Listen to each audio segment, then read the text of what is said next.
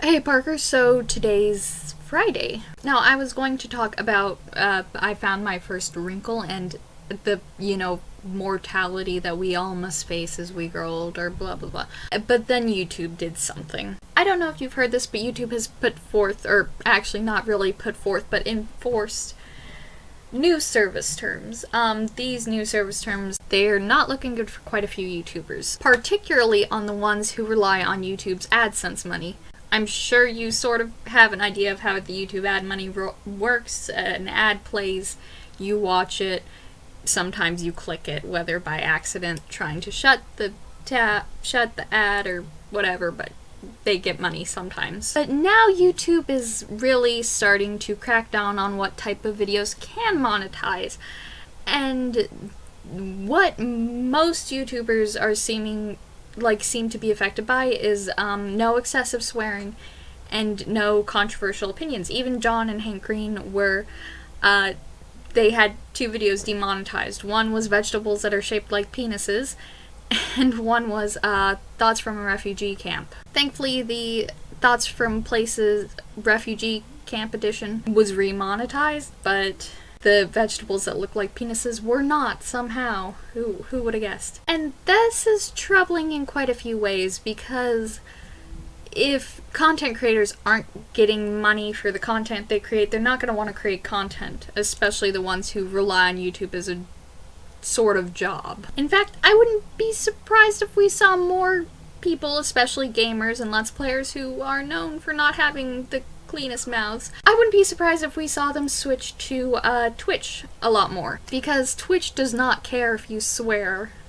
up a storm. And I can understand YouTube's rationale, because they want videos that advertisers feel comfortable advertising on, but then the culture of YouTube where, you don't have to censor yourself, this is the internet, kind of falls apart. Now, this is of course not going to affect everyone.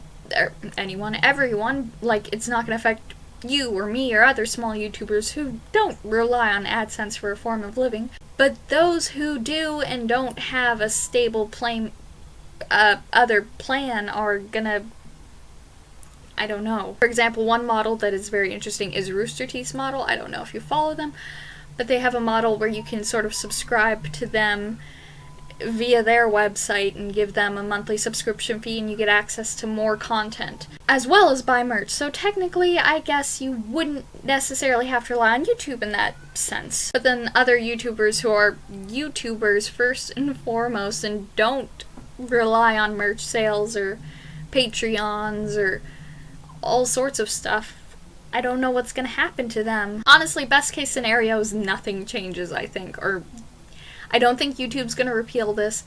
The best case scenario is that nothing changes. And that's a scary thing, because I know that's not what's going to happen. I wouldn't be surprised if we saw quite a few YouTubers not want to make as many videos. So whether or not this will be YouTube's downfall, I don't think it's going to be the downfall. There's always going to be people who are willing to put out videos swearing or controversial, opinion free, which that's a whole nother thing, censorship. And there's also going to be people who don't rely on the ad revenue to make videos. Like us, we just vlog and we don't even have AdSense enabled, I don't think. But I've just been thinking about this because I worry about my favorite YouTubers and if they're going to survive. But that's it for me today. Parker, DFTBA, stay super, bye.